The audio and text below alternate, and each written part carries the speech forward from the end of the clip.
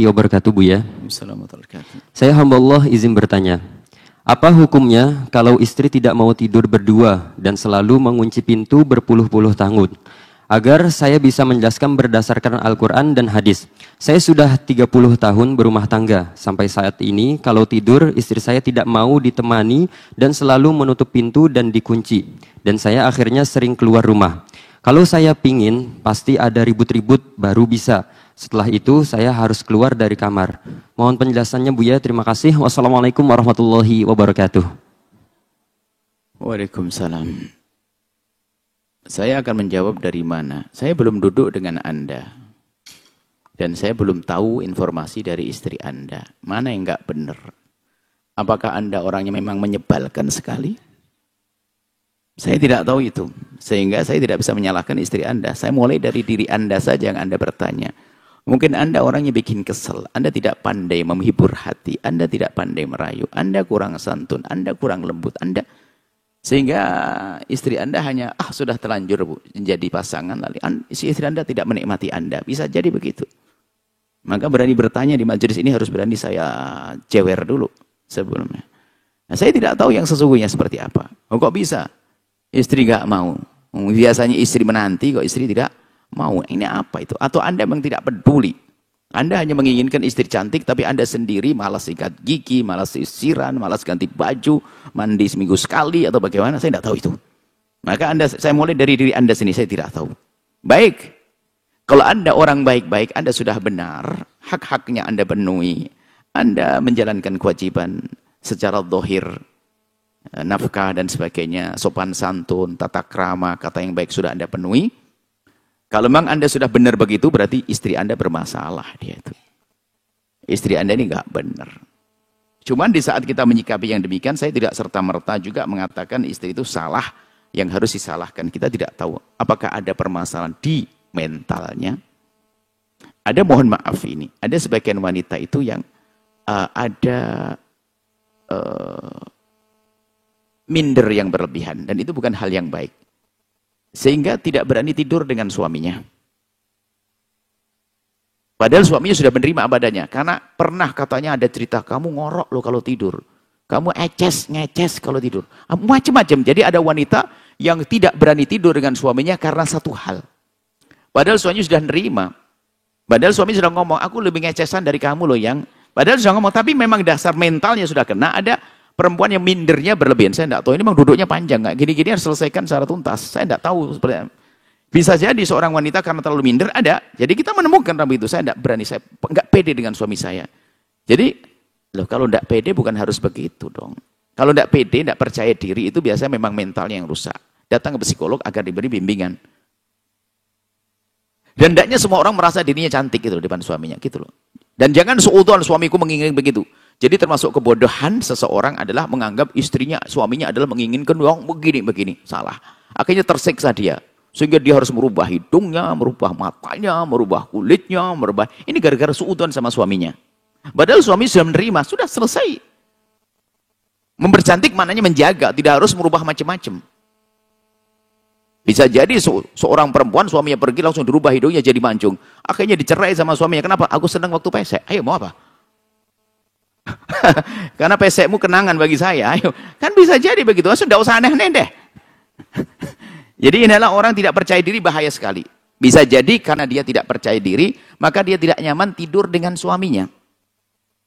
Akhirnya bingung dia cara menghalanginya, karena suaminya mungkin sangat baik, suka nempel terus, sehingga dikunci sekalian pintu karena dia TPD. Itu berarti permasalahan mental. Kalau mentalnya nggak apa-apa, wah permasalahan hati, jangan-jangan memang nggak punya hati dia, maka perlu dibenahi juga. Bahwasanya kita perlu memahamkan bahasanya melayani suami adalah pahala besar. Pahala besar, suka atau tidak suka. Hei para istri, ketahuilah, jangan melayani suami hanya di saat kamu suka. Ini problem besar. Di saat seorang istri melayani suami hanya di saat istri suka. Sebab banyak istri dalam keadaan yang menjadi tidak suka. Menjelang haid, ada saat tertentu. Tapi saya akan mau kasih motivasi seorang istri melayani suami di saat Anda tidak suka, Anda pikir. Di sana ada orang, na'udzubillah, semoga Anda dijauhkan dari kehinaan itu. Ada wanita yang menjual diri. menjual diri, dia itu akan melayani suka atau tidak suka. Biarpun laki-lakinya bau apapun, dia asalkan ngasih duit, dan dia berperan sebagai seorang wanita yang istimewa bagi dia. Padahal dia bukan karena Allah dan dapat dosa, kenapa dia bisa? Tapi kenapa Anda ini yang solehah kok susah banget layani suami? Ini gara-gara yang bertanya kena semua ibu-ibu nih. Dan saya teringat hadis Nabi SAW tentang seorang wanita itu kalau diajak oleh suaminya ke atas ranjang, kemudian kok wanita itu ogah-ogahan, nggak mau, kemudian laki-laki itu menginap di malam hari dengan marah, maka dikutuk malaikat sampai pagi. Kalau saya amati bahwasanya ini hadis terindah buat wanita. Tapi sebagian wanita tuh gak senang dengan hadis ini. Dikit-dikit main kutuk-kutuk apaan tuh. Tapi kalau saya fahami ini hadis paling indah. Coba dicermati. Idza da'a ar-rajulu imra'atahu, jika seorang laki-laki mengajak istrinya ila firasyi, ke atas ranjang. Kemudian wanita itu nggak mau. Saya tanya, diajak kemana? Nyangkul? Naik pohon? Naik gunung? Diajak kemana? Ke atas ranjang. Sesuatu yang sangat indah dalam kehidupan rumah tangga. Lah kok ogah-ogahan perempuan itu? Nggak mau. Suaminya marah, dikutuk malaikat. Kenapa? Bodoh banget ini perempuan. Cuman saya bodoh begini biar sadar maksudnya. Tapi bapak-bapak sudah ditempeleng tadi kan. Jadi kan sudah adil. Tadi bapak-bapaknya sudah kan tadi. Bang yang bawa kecut segala macam tadi. Sekarang ganti ibu-ibu. Dan setelah diamati di alam nyata itu memang betul. Banyak perempuan tuh modelnya begitu. Kenapa sih kalau sudah suami ada hajat kok nggak langsung cekatan bismillah siap-siap? Ada alasannya yang nidurin anak lama-lama, ngunci pintu lama-lama, ngangetin sayur lama-lama. Coba kalau saya tanya bapak-bapak pasti menjawab, iya betul pak. Dah. Kenapa begini ini? Padahal semestinya suami sebelum datang sudah dandan yang Masya Allah ini. Suka tidak suka? Baik setelah itu suami mau memanut atau tidak. Tapi di sisi lain juga harus adil dong. Suami itu yang benar. Saya nggak senang kalau suami hanya menginginkan istrinya cantik tapi membiarkan dianya. Sampai ada seorang suami datang, istri ngomong sama istrinya setengah jam, istrinya tuh nutup kerudung di hidungnya tuh suaminya nggak sadar. Makanya kalau mau pulang rumah tuh tolong suami mampir pom bensin, sikat gigi, pakai minyak wangi, sisiran. Masya Allah. Jadi dari berapa puluh meter sudah kecium bau harum minyak wangi suamiku. Jangan seperti yang sebelahnya. Aduh, suamiku datang. Dari mana tahu? Bau keringatnya nyampe sini dah. Nah, ini barangkali yang kami sampaikan ini bisa didengar oleh dua belah pihak tadi. Saya tidak tahu Anda wanita macam apa. Kalau Anda memang punya masalah psikolog, Anda datang. Anda tidak boleh membiarkan suami begitu terlantar. Karena suami punya hajat sewaktu-waktu. Untung suami tersebut punya iman. Kalau tidak punya iman bagaimana? Nah, untuk melakukan zina di luar. Ayo. Jadi tolong kalau Anda berpikir itu jangan berpikir tentang kesenangan diri. Tapi bagaimana kesenangan pasangan itu adalah cerdas. Dan juga ridho Allah. Maka jadilah Anda seperti Sayyidah Khadijah Al-Kubra ditanya, hai Khadijah, alangkah senangnya engkau menikah dengan Muhammad. Beliau menjawab dengan bahasa cerdas, demi Allah setelah aku menikah dengan Muhammad. Waktu itu belum jadi Nabi.